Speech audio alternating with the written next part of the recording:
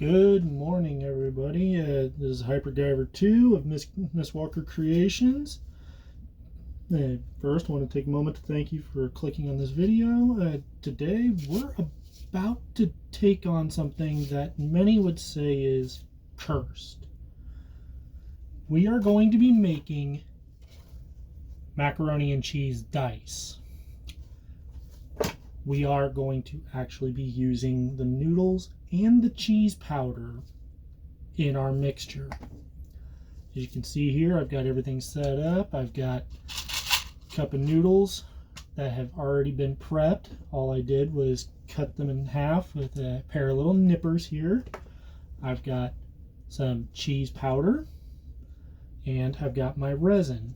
The resin I'm going to be using today is Envirotex Light. It's a 1-to-1 mix ratio, so you can do it by weight or by volume. Go ahead and start prepping our resin here. This particular dice set takes around 25 grams of resin, so I'm going to go ahead and mix up 13 grams of part A. Use these little squeeze bottles for easier application. They actually tend to come in the large gallon type bottles. 13.3 clear. Makes for some nice precision application here.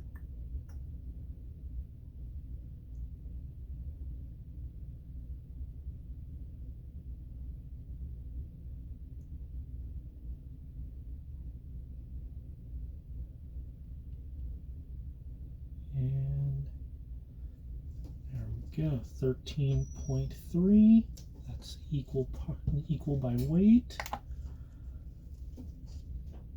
Okay, now go ahead and start stirring up our resin here. You're going to want to mix this until either you see no streaks or for about 5 minutes. This particular resin takes roughly 12 hours to cure, full 72 hours to fully degas.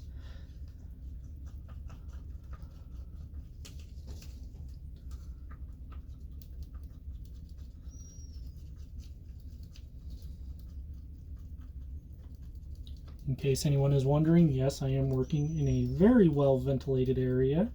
I have a large bay window literally right next to me that has a silent extraction fan running.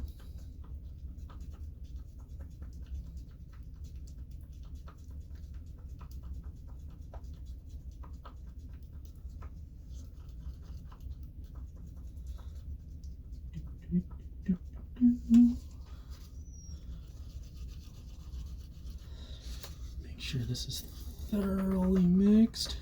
Gotta get up into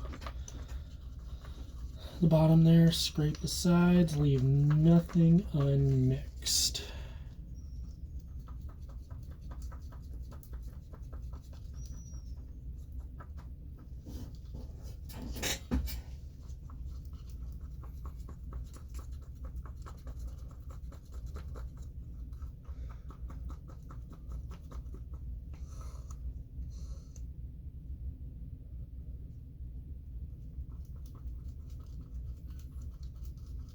Yeah, this is the fun part. Mixing resin. Stir, whip, stir, whip, stir, stir, whip, stir, stir, whip. God, I hate the fact that I know that. Okay. Alright, I see no more streaking. Everything appears to be well mixed. There are a lot of bubbles at the moment, but we'll deal with those later. Now, we're going to take our cheese powder, give it a bit of a mix up here, try and break up some of the granules.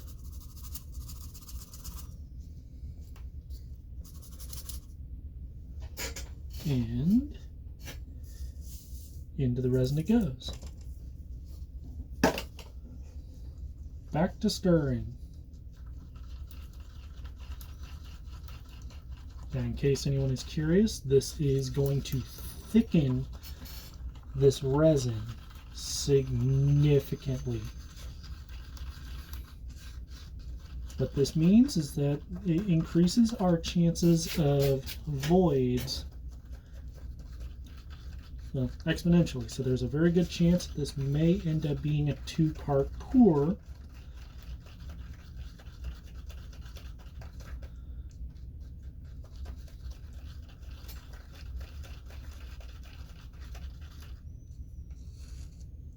That's about the consistent. That is thick.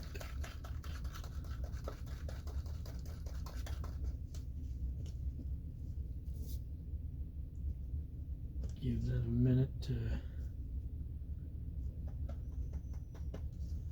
let the bubbles just kind of do its thing at the moment.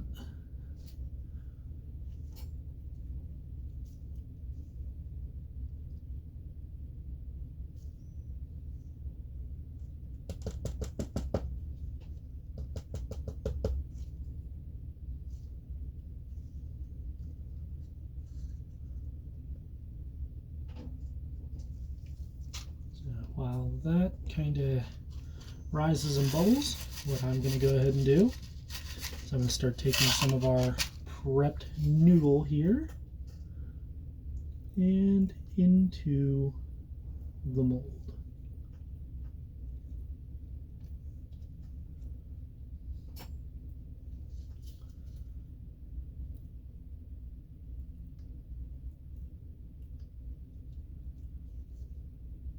Don't want to put too much. This stuff will float, so it will be suspended inside the mold. But also because I'm going to be applying the resin via a pipette. This way I can really get it down in there and hopefully eliminate any potential voids.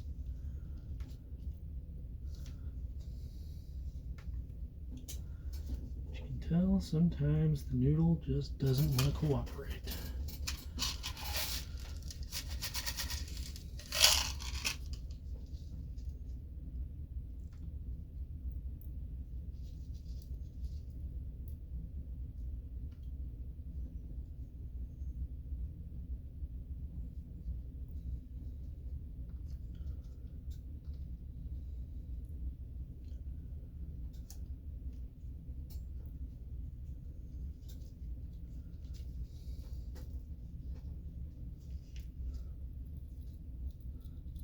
Give it a little shake, try and keep anything from poking outward.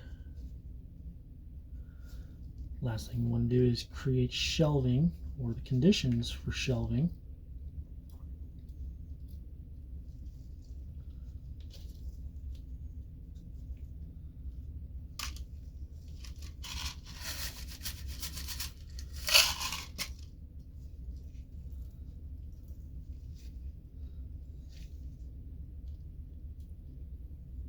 And this is exactly why I cut them up into small pieces. The D4 by volume has less space than every other die. So you kind of want them to be able to fit in there snugly, but not overcrowd it and cause lifting.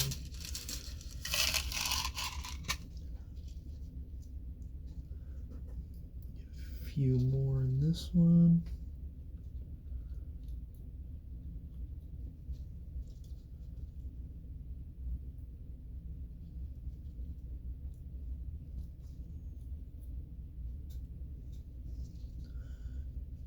Get a little more in the D20.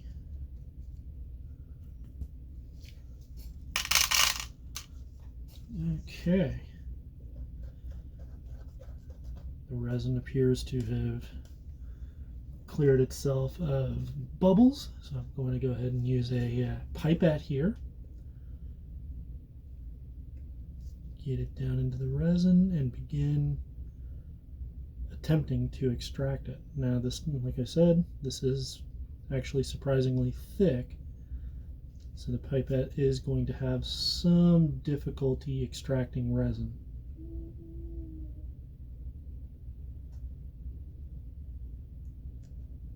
Okay, yeah, that's not even going to work, so looks like it's just straight up pouring. Oh well.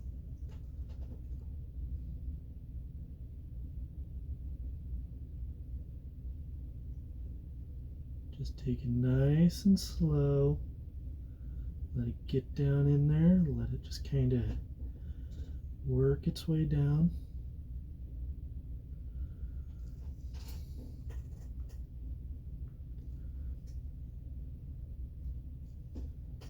Kind of give the mold a little squeeze if you need to, just to kind of help break that surface tension, let that resin flow.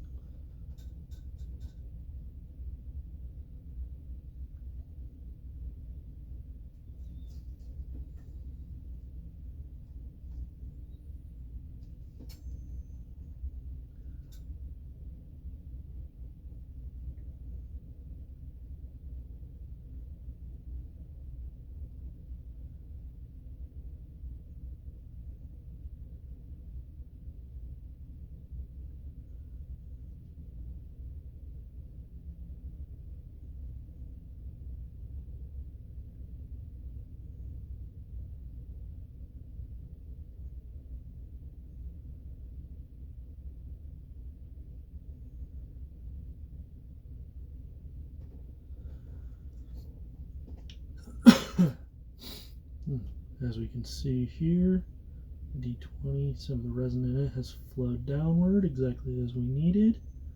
Same here for the D12.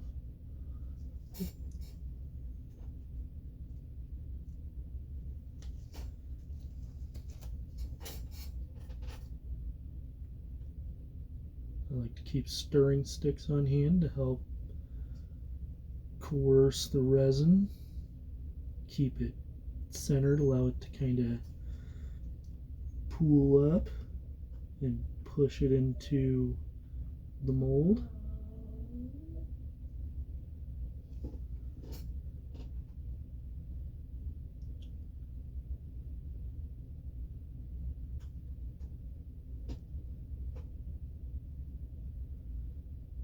As you'll see here, I got a lot of surface bubbles as well with some of these, and they'll be getting popped through the use of heat.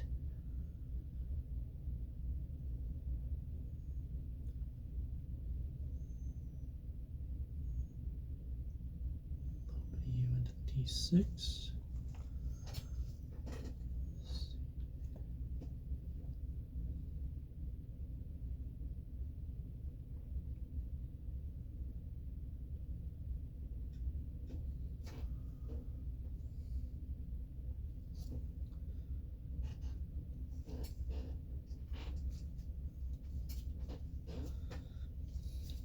A little lighter,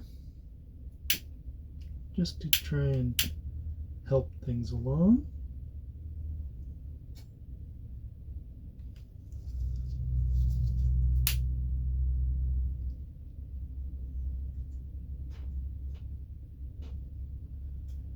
As you can see, since it breaks that surface tension, you can see where your other voids start to form, so you can fill them in.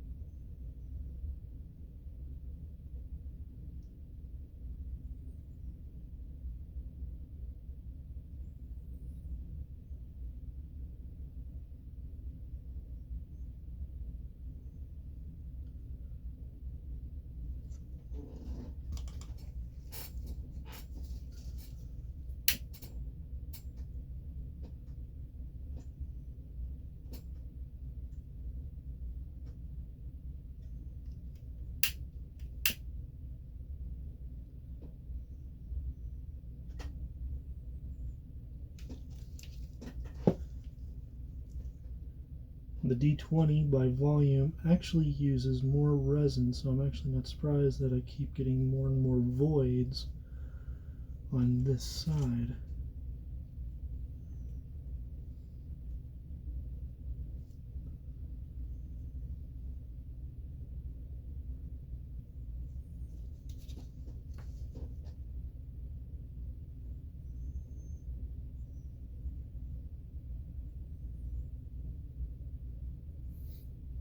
Now, as far as if anyone's curious, these particular molds, these are my custom molds made from a set of custom-made masters. And if you want to learn how to make cap molds like these, there's some great resources out there. I'm not going to cover it. That's a horse that's been beaten to death. And you can just check out anything by Ribinator or Dice Witchery for how to use a tube to make a mold. But these are made of Dragon Skin 20. It's a highly resilient silicone. Just be wary that certain types of resins tend to not react well with it. Usually causes some curing inhibitions.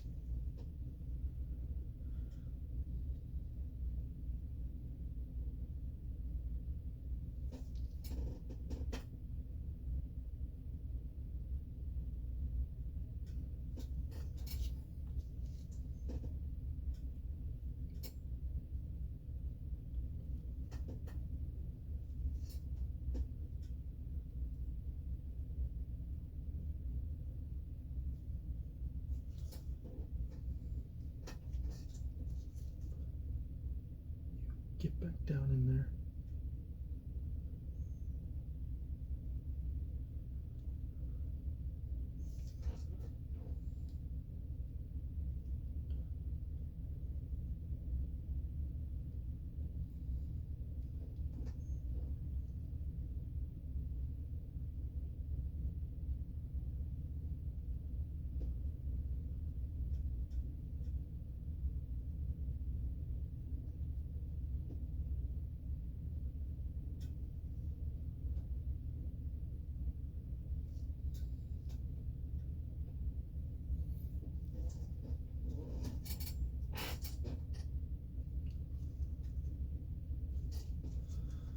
Okay, now for the final part here. It'll look like I've got a lot of excess on here. You actually want that, because now we're going to begin putting on our caps. Some people like to put resin on their cap. You can do that. In my experience, over the last couple of years, adding resin directly to the cap has actually created more shelving issues than it has actually solved. So I find just overfilling your mold and getting a nice squish tends to deal with those voids better. Line up your registration keys and just give it a little pressure there. Get some squeeze out on the side. That is perfectly fine. That is what you want.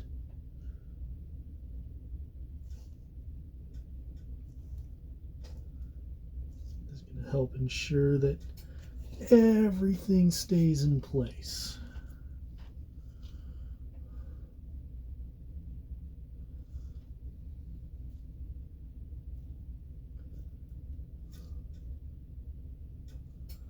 Got a little platform here that I had made using a silicone hex grid in place of wax paper. Because, as anyone knows, nothing sticks to silicone except silicone. And even then, that can be debated.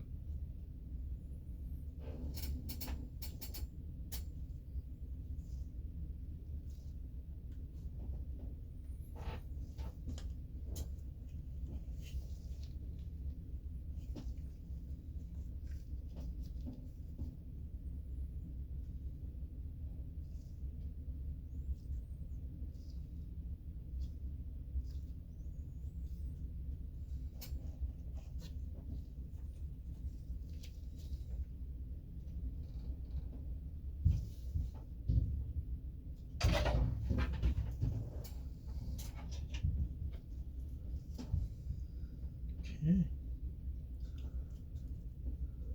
There we go. Get a little bit of excess. Got some cleanup I'll do.